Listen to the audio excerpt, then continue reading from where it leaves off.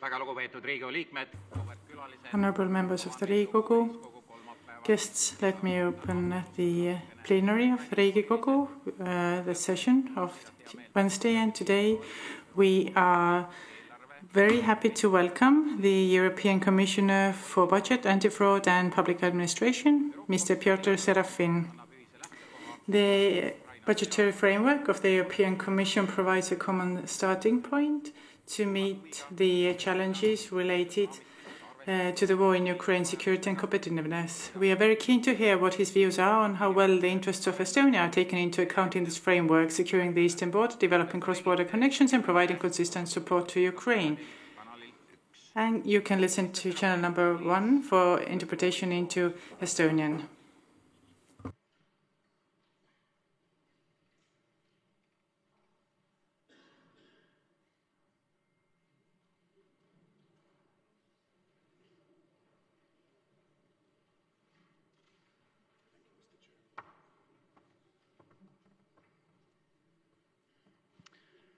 Honourable members of the Riigikogu, it is a privilege to be here in Tallinn and to address you in this historic building so closely linked with the Estonian independence. In the Middle Ages, Tallinn, then known as Reval, grew into one of most important cities of the Hanseatic League, linking the Baltic Sea with cities like Lubeck, Gdańsk, from my home country, Hamburg and Bruges. These connections with the rest of the continent went beyond trade. They shaped city governance, law and culture, and they prevailed in independent Estonia. Today, however, that long tradition, so close to your hearts, of openness and collaboration faces another serious test. Russia's war of aggression against Ukraine has shaken our continent and reminded us that peace and freedom cannot be taken for granted. They must be defended. Here in Estonia, on the northeastern edge of the European Union and NATO, this reality is felt more directly than anywhere else. From Narva, the border is more than a line on a map. It marks the meeting of two very different worlds, one ruled by fear and coercion, and the other by freedom, democracy, and cooperation. It is said that the sun of Europe rises in Narva, and indeed, it rises there every day over a nation that guards Europe's eastern horizon with courage and conviction. And the EU should contribute to this effort. Through our shared resources, investments and choices, we can ensure that Europe's promise of security and opportunity reaches every corner of our Union, including here, where Europe begins each morning. Honourable members, in this context, last July, the European Commission presented its proposal for the next multi-annual financial framework, a budget that will take Europe forward to 2035 and beyond. We all know the world we live in. The war of aggression against Ukraine, trade tensions, technological shifts, and climate change reshaping industries and societies. Our proposal aims to strike a balance. We continue to support the policies that have been successful, but at the same time, we are responding to new challenges: defense, security, and competitiveness. We propose to keep cohesion and agriculture as a strong pillar of the EU budget. They will continue to be delivered through the national and regional partnership plans. Their budgets will remain stable in nominal terms. But we focus new resources where the political demand is the highest: defense, security, competitiveness, and border protection. At the heart of our proposal are the national and regional partnership plans, a new integrated way of investing together. Europe's priorities are shared, but our challenges are diverse. These plans bring together reforms and investments under one coherent framework, linking cohesion, agriculture and other key programmes with a total envelope of 865 billion euros.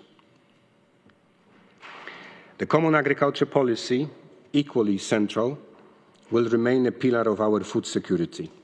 We will ensure that income for farmers is protected by ring-fencing 300 billion euro.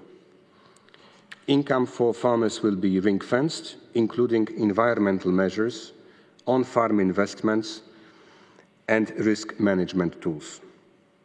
Funding rules for agriculture and rural communities will be simpler, including on payments, controls and audits.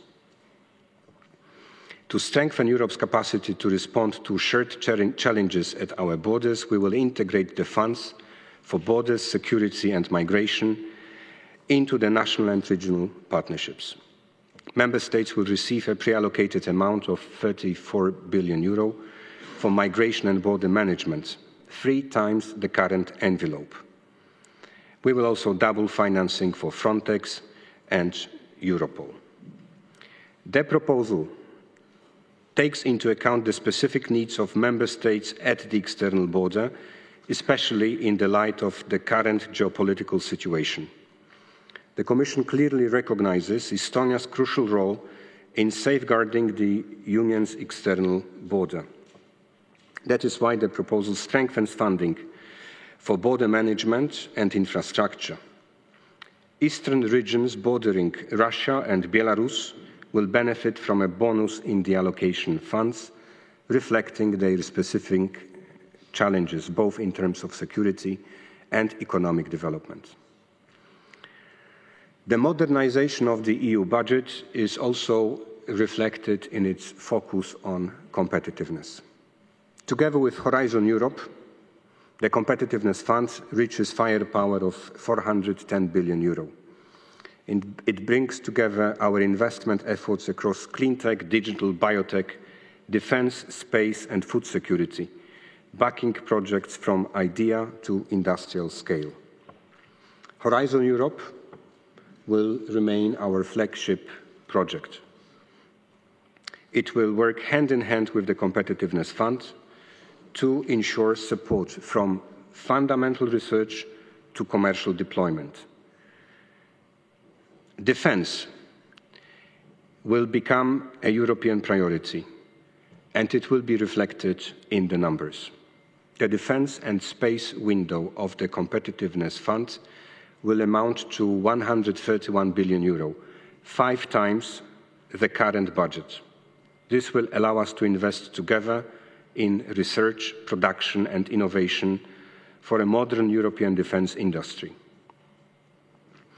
In today's geopolitical context, these investments directly address key security priorities and strategic needs of Europe and, above all, of the Member States bordering Russia. When it comes to defence, there is no time to waste. We cannot wait for the next multi-annual budget. That is why, together with the Member States, the European Commission has created also the SAFE instrument, a 150 billion euro facility, enabling us to invest in our defence now with the support of the EU's budget's loan capabilities. Coming back to the next MFF, I must mention the military mobility. The ability to move troops and equipment quickly across Europe. It will receive 18 billion euro, 10 times the current level. Military mobility will be anchored in the Connecting Europe facility, ensuring that connectivity, resilience and security are developed together. The CEF, Connecting Europe facility, will therefore play a vital role strengthening Europe's single market and its strategic security. For Estonia, the CEF has already proven its worth through projects like Rail Baltica, now taking shape across the region. Today, I had an opportunity to see firsthand the progress of construction works of Rail Baltica. Connecting Europe facility will remain one of our strongest instruments to connect regions, integrate energy networks and build the critical transport corridors that make our union both competitive and defendable. Our strength at home must translate into credibility abroad. With €200 billion for Global Europe, another item of our next multi-annual financial framework, we can act faster, respond better and build deeper partnerships from enlargement to humanitarian aid. Enlargement is not just a political obligation but also a strategic investment in our future. We will support it with increased and better targeted pre-accession support with almost €43 billion through Global Europe. Finally, we set aside €100 billion outside the MFF ceilings for Ukraine, our most strategic partner. This is a long-term commitment to Ukraine's recovery, resilience and Ukraine's path to the membership in the European Union. Ukraine is not only our partner, it is part of our shared security. Supporting Ukraine is investing in Europe's own stability. We will continue to fund the programs that citizens recognize and value most. A stronger Erasmus Plus with €41 billion per envelope will open opportunities for young Europeans to study, train and work across the borders. A new Agora EU programme with €9 billion will support media, culture, democracy and values, merging Creative Europe and the Citizens' Equality, Rights and Values programmes into a single framework. And our Union Civil Protection Mechanism will grow fivefold, combining civil protection with health preparedness. Because the lessons from the pandemic, wildfires and floods is clear. Crisis will come and Europe must be ready. Honourable members, a stronger budget also means a stronger and fairer system of financing. We will simplify the revenue system and outdated corrections and rebates and make EU financing more transparent. At the same time, we must introduce new sources of revenue aligned with our priorities so that we can fund competitiveness, cohesion and security without increasing the burden on the national budgets. This was one of the key assumptions of this proposal. We should stabilise national contributions of member states to the EU budget at the level of 2027. And this is not just about the figures, it is about giving the Union the financial backbone to act strategically and protect its place in the world. The new MFF will be more flexible and responsive, with a crisis mechanism allowing member states to access EU support swiftly in times of major shocks without improvisation or delay. That is the lesson of the last year. The budget that we have right now in place is too rigid. It's the budget which does not allow the EU to react swiftly when the crisis comes. That is exactly the reason why we have decided to reduce the number of spending programs, to concentrate the resources, to give more flexibility, to react into unexpected situations like pandemics, like wars, like economic turmoil. But we are also aware that predictability for long-term investments is important and it should be protected, especially in the areas of energy, transport and research, areas that strengthen both our economy and our security. Honourable members, respect for the rule of law is and will remain a fundamental condition for receiving EU funding. That will not change. When fundamental values like the rule of law or the Charter of Fundamental Rights are persistently breached, funding can be suspended. But support to financial beneficiaries must continue, and we are also introducing a smarter, more effective form of conditionality. At least part of the unspent funds can be reallocated to support civil society, media and other actors directly through programs like Agora EU. This is a key innovation, ensuring that EU funds will always serve Europeans and that our values are not only protected but enforced. Honourable members, the EU's long-term budget is nothing less than politics expressed in numbers, a reflection of the choices and priorities that define Europe's direction. At the time in which we live in, it's clear, it's obvious that EU budget should put more emphasis on security and defence. And that is what we are doing with this proposal. It is a budget for an independent Europe, Europe capable of defending its territory and values, connected through the infrastructure of the future and confident in its ability to act in the world.